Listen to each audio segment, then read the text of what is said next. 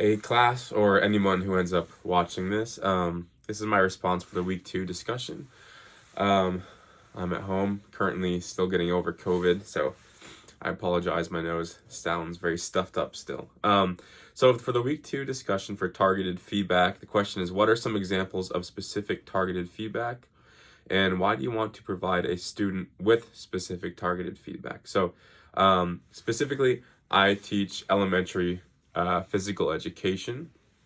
And before I get into what I would do for targeted feedback, one of the things when I was trying to figure out and learn how the difference between targeted feedback and just general feedback, I found some examples of feedback that's not targeted or specific. So stuff like if I was to say to my student, you have a positive attitude, or it's great to have you in my class, or you're a fantastic student, you're a determined student, stuff like that is kind of general.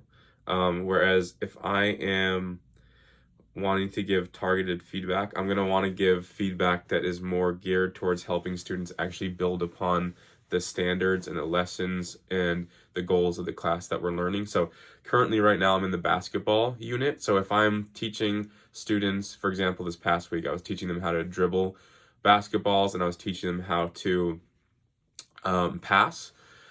And when I'm giving them feedback, when I'm walking around as they're doing passing drills, they have 3 types of passes that they do. So they have a chest pass, a bounce pass, and an overhead pass. So after I've taught them, I go out and I send them out to their spots. They have a partner, and I walk around giving them feedback as they're performing the drills. And instead of saying stuff like, okay, you're doing a great job throwing the ball, or you're not throwing the ball correctly, what I would do is I would say, you're doing a good job of throwing the ball. Here's how you could do an even better job throwing the ball. Let me show you. I want you to, instead of having the basketball over your right shoulder, throwing it downward, I want you to start with the basketball at your chest here and then push out. And that was a pretty common piece of feedback that I had to give this past week. So that would be what I would consider, I believe, targeted and specific, because it's building upon what's specific to the class and what's specific to the lesson. That's my understanding of it.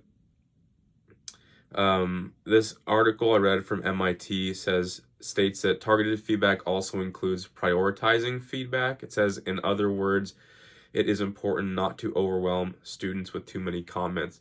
That's one thing that stuck out to me, that it's important with students to not give them too much information, especially when they're in elementary school, which is what I teach. So I try to give a few pieces of feedback that they can really hold on to.